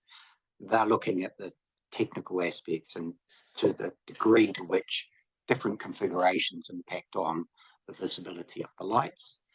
They are doing that secondary stream of work looking at if there is a issue with some visibility of lights, what other aspects can be put in, and as you rightly put out, they're talking about secondary sets of lights and those sorts of things. There's a wider conversation looking at that technical data about whether or not NZTA could create a wider exemption once they understand the degree of the issue. So that work is progressing. And that's sitting under a governance group, which I think is meeting for the first time next week. And the governance group will understand the technical aspects, but then also pick up some key issues, such as timing of putting things back in place, and if there's any costs involved in addressing that, who should be contributing to those costs. So it is moving. It's not as moving as fast as anyone would like, but I think it's very much a matter of there's been an inherent risk. It's been identified. We've probably been, as a sector, a bit overcautious in responding to that risk. And so they've just got to step through that process at the moment. Thank you so much for that report, because it's sort of a downside of a successful launching of an operation, a huge business, and this is just a little bit of a that's aberration. Well, that's a good word. We can use that today. Aberration, Chair says. And that sense of aberration has been felt right across the whole country. And I think, yeah, it certainly has been felt here. Coming into summer, people arriving, it's a great place to bike around. So actually it's pretty disappointing that it's happened. Thank you very much. Any further questions? If not, is someone prepared to move the recommendation? On the screen, move Councillor Dowler, seconded Councillor Butler. Oh no, right. I've just got to be one. Councillor O'Neill Stevens. Yeah. Any further discussion? If not, I'll put the resolution. All those in favour, please say aye. Against, resolution is carried. Thank you, Jane. Thank you, Chris. And we'll move on to the next report, which is Bill Speed Limits Update. Welcome, Bill.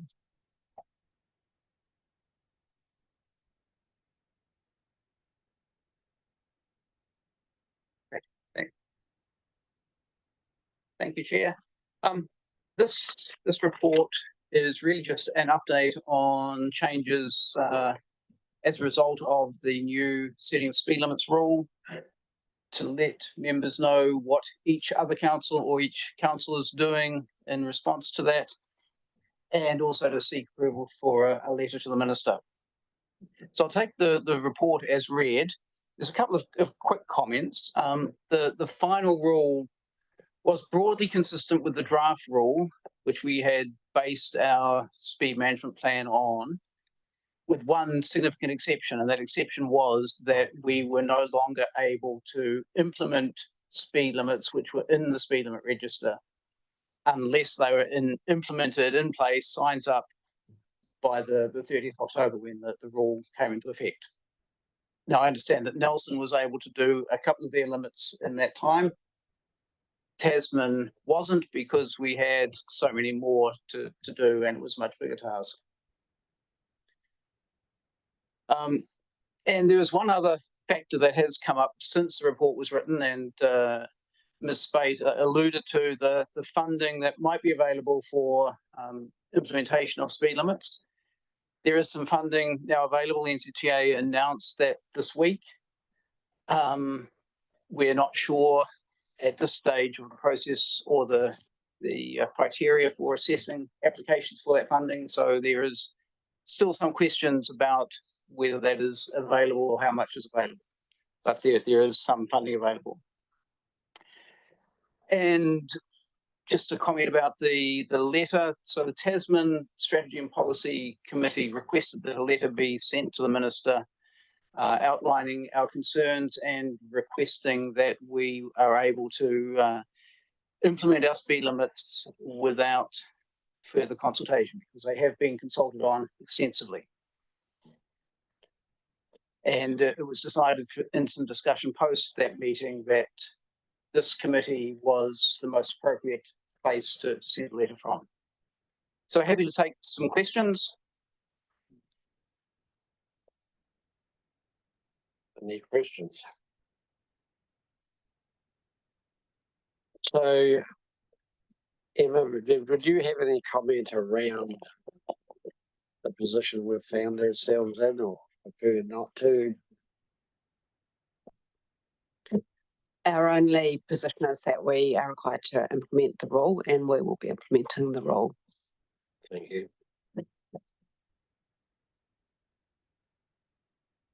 I will also abstain on the letter. Thank you. Wonder why.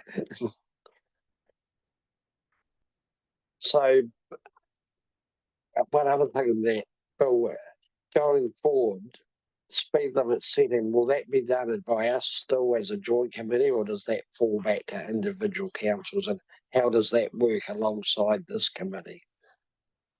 Yeah, through the chair, the rule has really taken away from regional transport committees any responsibility for preparing speed management plans. So the setting of speed limits now is a road controlling authority responsibility. We have set the speed or adopted the speed management plan. It probably has no legal status other than a strategy of the councils. And so the actual setting of speed limits, the implementation of that plan is now the responsibility of each of the councils. So for us as Tasman, that means that if we do consultation, we'll do that independently, go through the whole process rather than jointly, independently. And Nelson, to the fortunate position of done theirs completed. Maybe why they don't have so many questions. That's correct. Yeah. Councillor O'Neill, status to you. Yeah, I'm just a question. It's not sort of fully addressed in this report, or particularly clear to me in the letter, is that we acknowledge the two exceptions to within our alignment with the draft speed setting rule, those being urban streets with no footpaths and sections of rural roads with great taste trail cycle route. What's unclear to me here is, so those remained in the ultimate speed management plan we signed off. Is that part of the request going that's in this letter, is that actually those exceptions within alignment can also still be progressed, or are we dropping those off? Through the chair, the urban streets with no footpath has been included in the rule, but the Great Taste Trail, rural streets with or rural roads with the Great Taste Trail adjacent or major cycle route adjacent has not been included in the new rule. So we can implement the urban streets with no footpath, but we have to go through the process of and the difference is that we had requested 30 k's for that environment. The rule allows 40.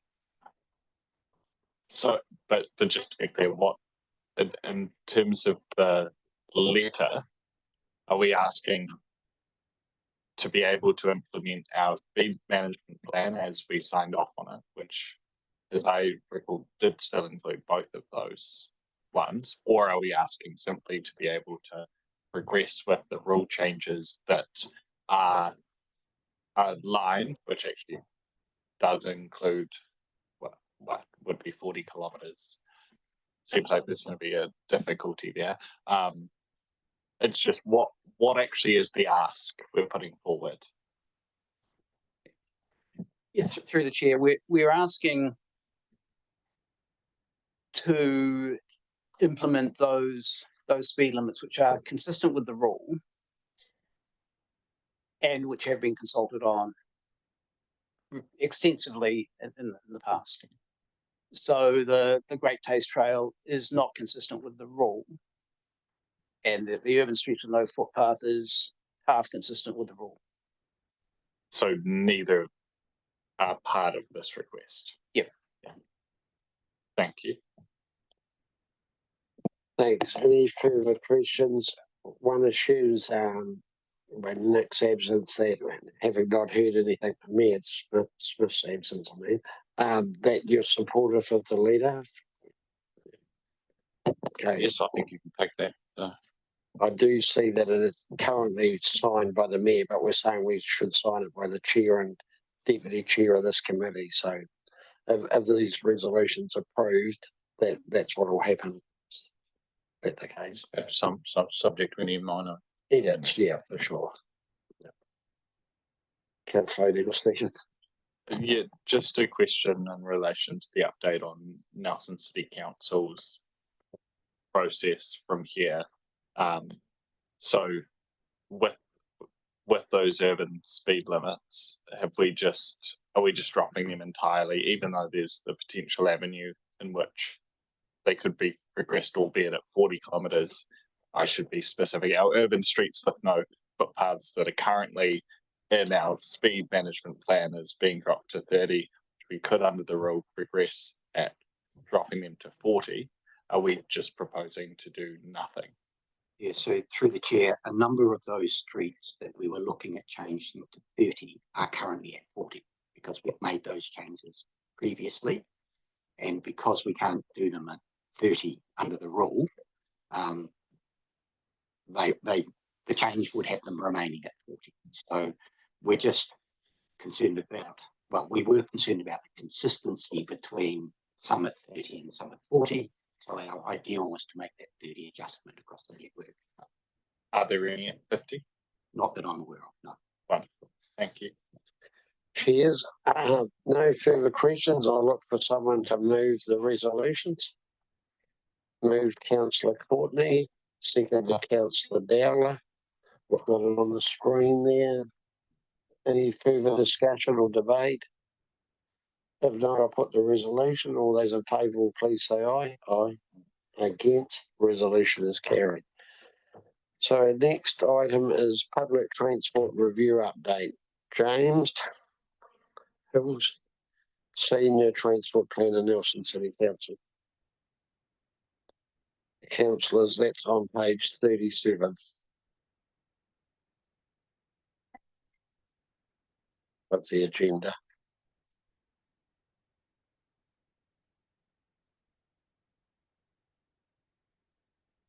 Through the chair, I'd just like to take this opportunity to firstly introduce James Hills. He's our new Senior Transport Planner at Nelson City Council.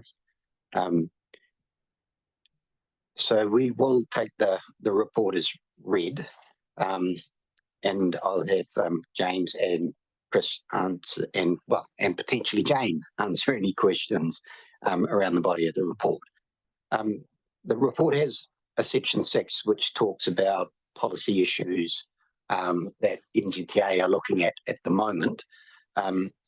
We've got a short presentation on these, but what I'm proposing is that we take questions on the body of the report, the main report, and once those are addressed, I'll do that short presentation on the policy initiatives that are out there at the moment, and then we'll take the questions on those separately. So if the chair's comfortable, that's sure. So you want questions on the report firstly?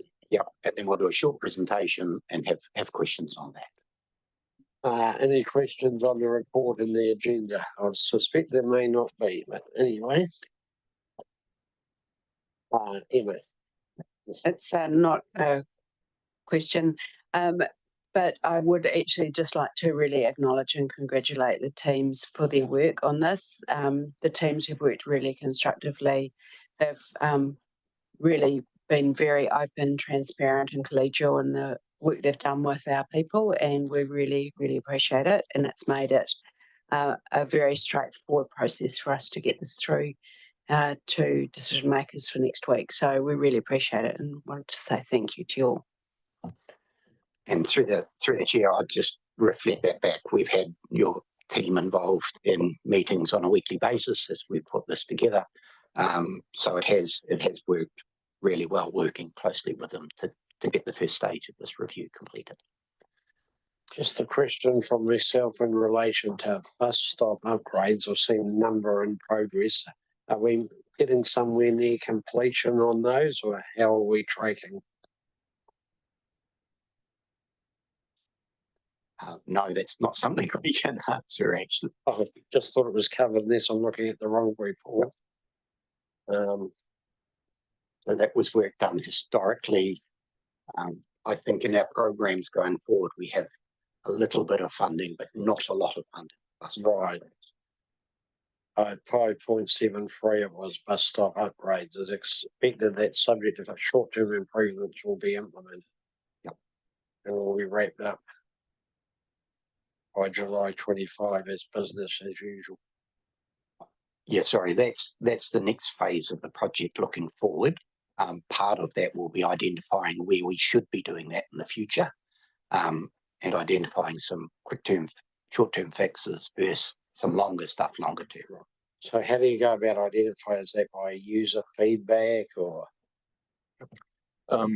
Again, it's a bit of a mix actually. There is a user feedback aspect to it, but primarily it's through the usage numbers that we're seeing. We can identify where people are hopping on and off the bus, obviously, and so we do that analysis and find out where our most used stops that don't have a shelter are, for example. Thank you. Any further questions? If not, sorry, Councillor O'Neill-Stevens. Yeah, just a question around 6.1 and the particularly the increase or the potential for increases in private share or fare box recovery rate. Have we received any correspondence? And Emma, maybe you can help with this one. So, have we received any direct correspondence from NZTA on our fare box recovery rate yet? Yeah, through the chairs, yes, we have, and that's part of the short presentation that I'll move to next if we've covered off this part. Councillor Dowler. Under 5.13, it says that examples of optimizations to be explored include but not limited to bus stop configuration and placement. I travel occasionally on the bus from Waka to here and back, and the bus wiggles its way down through berry fields over the bridge and out. On probably the dozen times over the last 3 or 4 months that I've used the bus, it's never actually stopped in there at all. So it's just a day on, and quite often it's the 10 to 12 one or the 10 to 2 one in the afternoon, depending on whether they've got to get back over the way. So I'm just wondering, at some stage, will we see the numbers of that particular bus 5, or whatever it is, going over and coming back to see that? Because I spoke to one of the drivers one day and we were running about 7 or 8 minutes late. Now, they'd been held up from Nelson through to here, through the amazing state highway we have out there. And he just turned around and he says, the driver said, and nothing against the driver, he says, sometimes this actually gets up my wick having to come through here, because he said, if you've got slow traffic, you get held up again going through a residential area when we should be just down the state highway and off. And like when the bus comes over here, it goes from Richmond to Nelson unimpeded, It doesn't stop on the way through, as I understand. I've never done the early morning run, and then I just jump on any bus out here to go through to Nelson during the day. So I'm just thinking, you know, because that particular day it was 8 minutes late when we got to Mott, he basically kicked us all off. The others were on. He was on his way back again, try and keep on it. So I'm just wondering if it's and we're also I think we're including another bus stop in Waka, which is going to take another couple of minutes if it has to stop. So it just keeps adding up. I'm just wondering if there is an opportunity to dump something off there if the Berry Fields is being serviced by normal buses and their roundy round stuff, not just the Mott ones. Through the chair, that's precisely the kind of stuff we would be looking at the next stage of the review. So first stage has been very much on providing the information that NZTA needs to make an assessment of the performance of the service.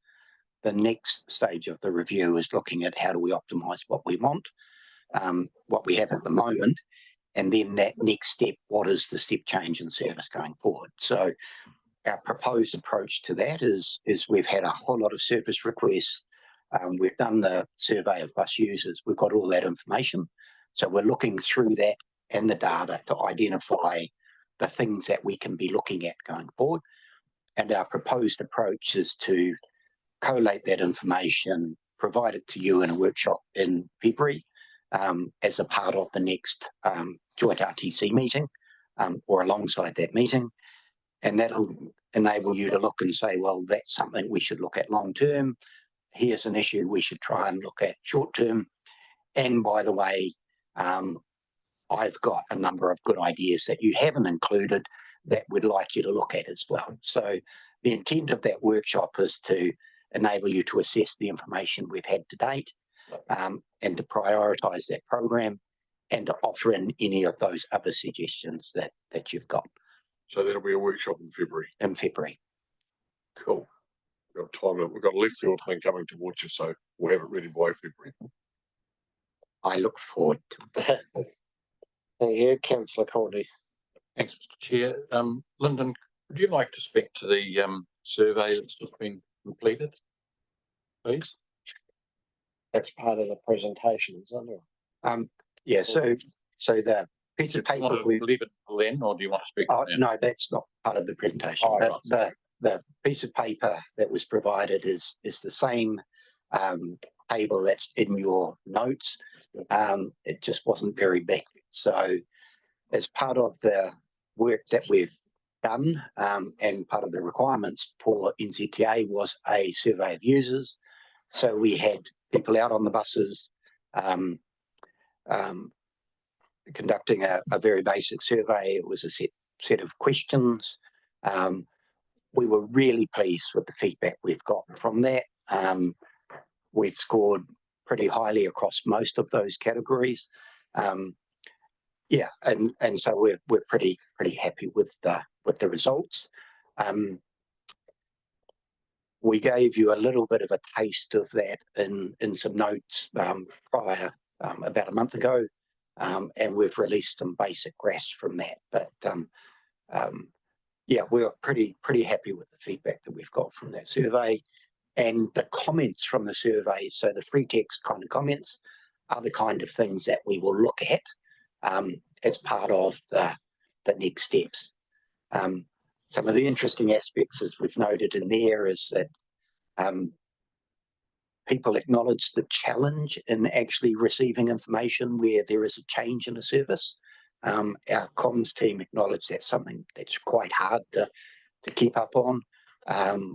We do a whole lot of notifications. We use Facebook, but that's an area where we can try and see if we can put some other stuff in place in the future. But very positive feedback on the services themselves, and we've identified a couple of work-ons for the future from that survey. Lyndon, do you have to do one every year, or is it a request from NZTA that it be done every year, annually? I think it's on a 3-yearly cycle that they look at having them done. So, but we can confirm the timeline for that. Any further questions on that? Perhaps we can move to the presentation then. Okay. Um,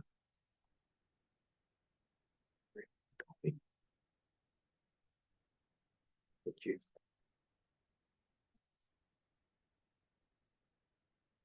Fine. Yeah.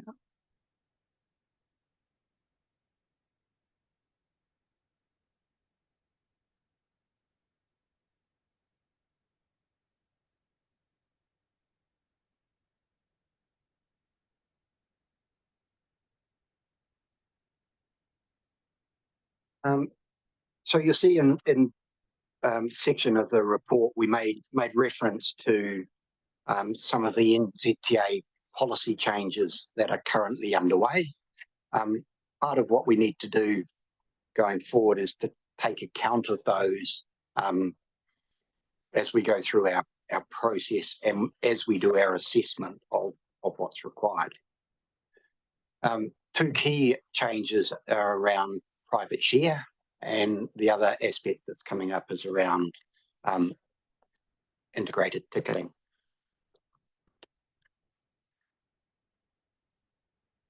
So NZTA have recently put some information out put out a discussion document on increasing private share, and that's really about balancing up who pays for which components of the public transport system.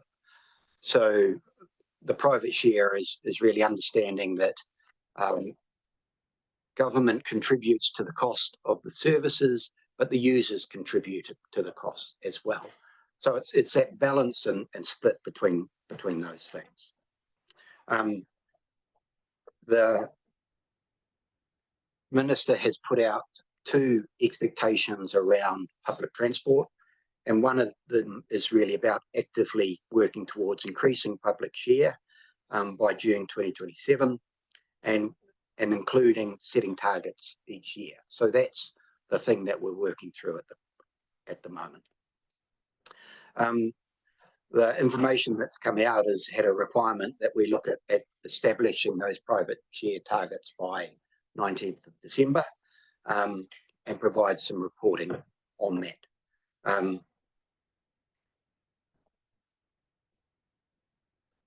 So if we think about what private share is and how can we increase it, the comments in the media have been very much around, well, actually you can increase fares, you can look at your concessions, you can look at enforcement, you can increase your patronage if you have more people on the service. The fares make a greater contribution. It doesn't essentially change your costs, so that gives you a good movement in your private share. You can reduce your operational costs of your service, and you can also look at how you bring other funding into the system. So you could look at increasing those third-party costs. So if you think about that in the context of where we're at for Nelson Tasman, we have made inflation adjustments to the fares, and we've got a mechanism in place that enables us to do that. We've got a review underway, which is looking at how we increase patronage and reduced operational costs. We've demonstrated that we are prepared to stop underperforming services. So there's Stoke on Demand as a service that wasn't performing, and that no longer operates. And I would think in the context of the review we've got underway, we can look at how we increase that third-party revenue. The key thing I think is it's not just about fares, and it's also that these things are all related. If we put up fares to a point that may reduce patronage, so we might end up getting the same amount of money in as fares, we're just collecting more off less people. So we need to understand how these things play against each other. So NZTA have put out a discussion document. It talks about some targets by December. It's got some national targets across the country, and then it's made some suggestions of some targets the Nelson Tasman region. We've received, the discussion document came out in 18th of November. We received sort of our summary information on it. That came out around the 18th as well. And then we've met with last Friday with NZTA to discuss it. They've provided us with a spreadsheet that's got all the information that they've used to sort of reach the numbers that they've got. But we will work through that and understand what it means.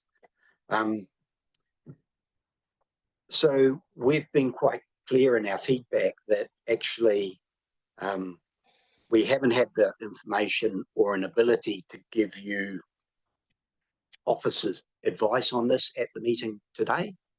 And realistically, we won't be able to have a discussion with you in detail and get some endorsement of these until February next year. So that will be our feedback to NZTA, is that we can offer an officer's view, but we're not in a position where we can provide targets that are being agreed through any form of political process. So that's a message that we will provide. What we will do over the next week or so is actually have a look at the data.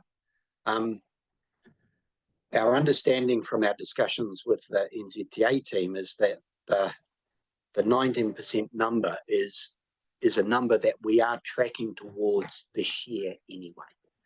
Now, we've talked previously in the previous session about the Community Connect. So those fares that were free. So that's been quite a change in the network in this context of private share, because that was money that was measured on the government contribution side, because government was covering the costs of those free fares. So they weren't free. Someone was paying for that. Government was paying for that. So when the government stopped paying for that and the users started paying for that, it's almost like a doubling up, because those costs move from the government side and then they're added on to the private customer side as well. So the feedback we've had is that 19% number is what we are tracking towards, given that we've had that change in the environment. I think our challenge will be, if that's actually the case, what we are going to do in subsequent years to have those subsequent equally high steps in change.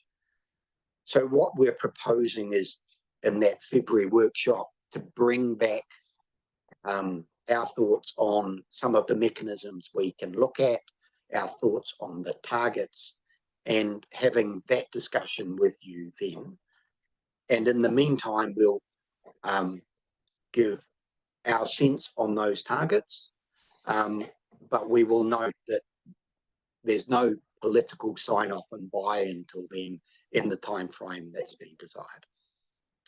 The other aspect is that the key target is the one for that 26-27.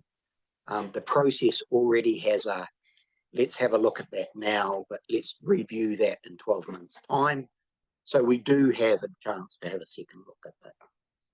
So that's the context about private share. As I say, that information has just come out. We've just started those conversations.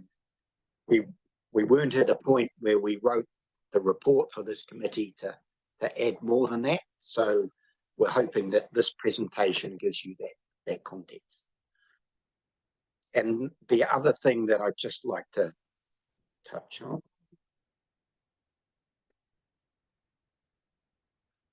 looking at the ceiling, is the other thing that's happening in the public transport scene is the national ticketing solution, known as Motu Move. As I said, there were two expectations from the Minister on the transport sector about transport funding in the PT space. One was around private share. This is the second one, which is really about everyone getting behind and supporting that move to a national ticketing solution. So that process has started. We're seen as part of the B card group, so the 9 councils that implemented the B card, they're looking at starting rolling them out early next year, early to mid next year. And at this stage, Nelson Tasman is one of the last of those 9 councils, and that would look at a rollout early in 2006. I'm sorry, 2026, unless we're going back in time. And we have a lot of work to do to be comfortable for that. We've got some budgets identified already. Given public transport projects are challenging, given IT projects are extremely challenging, a public transport IT project makes us all very nervous. So we need to do our risk assessment. We need to understand what's involved. We need NZTA as the major roller out to give us the confidence that we need to take forward. All the discussions about the product that come out of this process have been really positive. The ability to use your credit card or your FPOS card, to be able to use your phone to tag on and off on buses. We envisage that perhaps the only people who would carry a card might be younger children in the future. It's got a lot of positives, but we just need to be really careful and comfortable as we step into that rollout. So providing the Regional Transport Committee regular feedback on where that at is something that we will have as a standard or a standing item as we move forward. So those are the two sort of policy issues that have been bubbling up. Yeah, so I'm quite happy, Chair, to take questions on those. Thank you. Just one from myself to start. Just in relation to that private share, is that figure that you give us some figures, that indication, how mandatory are they likely to be, or is there some wriggle room around them? Or the sense we've given is that those figures aren't mandatory. There's no penalty if you don't achieve those targets. It's an expectation that NZTA will continue to see a move in the direction that those targets seek us to take us to. Yeah, the other side of the conversation, I suppose, is that the transport sector interest group is across all councils have raised a number of issues, and the regional CEs group is providing some feedback to NZTA along those very lines as well. So the timing and how we step into the discussion is, the ground rules are being established at the moment, but I think they will evolve. Right, so and then you talked about a workshop in February. Obviously, well, I'm not sure about that, but we generally don't make decisions at workshops, so you'd have to come back to a meeting of this forum, would it? And we'd probably need a mechanism of both the joint RTC and potentially the joint council, because my understanding of the delegations is that while you've got a delegation for inflation adjustments aligned with cost CPI plus rounding, I think it is, so it's nicely wording. Anything beyond that would need individual council sign off. So we, as part of that workshop, we'll take you through our recommended process for endorsing any change. Thank you. Any further questions? Councillor Courtney. Thank you, Lyndon, for that. That's excellent. Can we all have a copy of that overhead? Yes. Sent to us, thank you. In your range of, are you saying the private share? That's of particular interest to me, I think, and the public. Could you just restate again for me the areas you'll be looking at? I've written down some of them here. And at the top was increased fares, but I would like to see that at the bottom. I would like to look at, range of services and so efficiencies. through the chair, historically this was called fare box policy, and it's at its very basic level, it's understanding the cost of providing the service and who meets those costs. And those costs are sort of the public component of that is the council contribution and NZTA's contribution. The private component is substantively, historically has been what the user pays for the service. So what this is about is understanding, so you could look at reducing the cost of the service to everybody, and then that helps in those, or you could share that cost amongst more people by increasing the number of passengers, or you can change the mix of who pays what. You could have a higher fare, which means the customer pays more towards the service, and the council and the NZTA pay less. So we've got those range of options, and they all contribute to the private share, that split, that ratio of how much is paid privately and how much public contributes to it. Anything further, Councillor Ellis, wasn't it? Thank you, through you, Chair. Thank you for that. It was answered some questions I'd already had after reading the initial report. I'm just trying to work out, I do have, as we're pushing, we have relatively small compared to other areas, groups of people using the transport system, and it must sit at quite a delicate balance most of the time, as we've learned in the past. So we need to make sure that we're tracking any changes quite closely. So if and each of those figures that you brought up in the 4 boxes, we're talking about increases in fares and advertising and cutting costs. Do you have the resources available to be able to track that so that we don't get any surprises? Because my impression would be, it's not a reflection of anyone's work, but because our system is relatively small, that any changes could have quite a big impact working through. So do you have enough resources to be able to follow that through? Yeah, through the chair, that's one of the advantages we have of the ticketing system. We get a lot of information from that on where people tag on, where they tag off. So we have a good understanding of the use of the network. We have a few more challenges in the space of the costs associated with the network, because our bus contract is based on essentially a lump sum, and it's not broken down. We don't get charged per route, so it's a little bit harder to understand the costs associated on a route by route basis. But we do have some surrogates for that. So we can look at, we do X kilometres on our services.